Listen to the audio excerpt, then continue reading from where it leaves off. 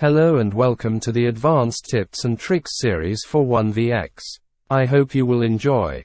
When facing an enemy with short or medium-reached weapons, like step away out of their reach during their attack, start your counter and strike. This will get their timing off and often lead to a free hit. Since these players need to get up close and personal to reach you, the kick is a good way to interrupt their attack. Always follow up the kick with an attack of your own. This will get their timing off and often lead to a free hit. With multiple skilled opponents, you can count on that the first player in line will drop your strike, at least if you wield a heavy executioner like myself, and you try to accelerate it. Use this knowledge to aim for the second player in line instead, who will be at least more unaware of the danger. If you feel confident in 1vx, you can even try feinting to open up the defenses, but keep in mind that skilled opponents will not fall for this and you might miss your turn for riposte. Stay offensive and keep swinging away. Try landing your strikes on incoming enemies because they are less aware of the need to block. Observe their appearance and focus your strikes on low armor or already bleeding players. When doing this, you can get fast and easy kills before they get a chance to hit you. I tend to favorize the slow but heavy damage executioner sword.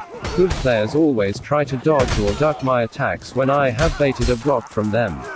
This is why I recommend to aim for the waist or torso in duels, because you cannot afford to risk missing a headshot that could be easily ducked under. Going for headshots with a heavy and slow weapon is best done in these three scenarios: when surrounded in 1vx, when you approach enemies from behind, or when you are clearly facing beginners. This is the player Berserk. A try-hard just like myself, always a top scorer. Berserk has specialized in the art of blocking in terms of 1vx and will wear you and your teammates down in time.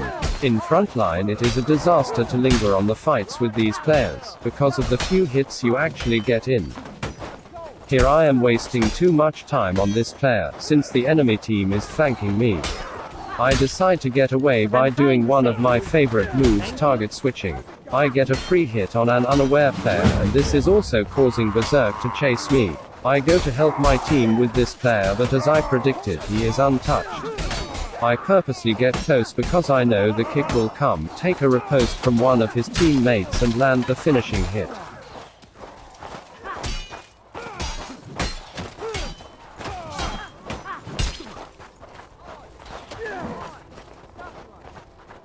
You know that the horse riders are a big threat to us on foot. But how big exactly? Here I am demonstrating 8 kills in only 13 seconds. If you do not bring down a rider this efficient, your team cannot recover fast enough to win the game.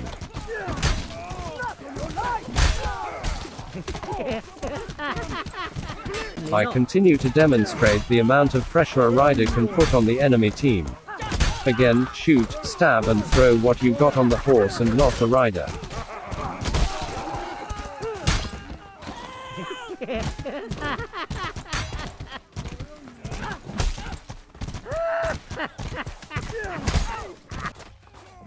When fighting in confined spaces, make sure to stay away from the walls so your weapon does not connect with the boundaries. The executioner has a very weak stab, so swings are recommended.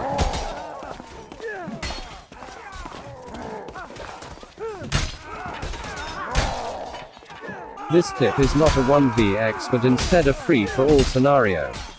Slightly different in the means that your enemy's strikes will not stop on their teammates since they're armed teams. The similarities to 1vx is that you most certainly will be flanked and must deal with approaching players from out of your field of view. These servers are a good way to understand and practice the more advanced tactics I have been addressing during this video.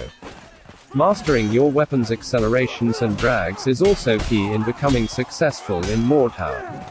For example, top players learn how to land their strikes at their weapon's first or last 5% of the swing to avoid all attempts on block. I am going to finish up with some nice triple kills on horse. These are very rare and just as satisfying to execute.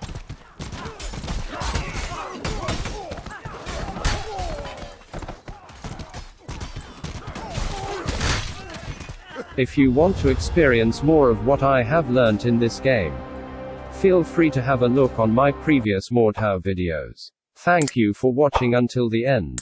If you liked the video, consider subscribing, liking and give some feedback.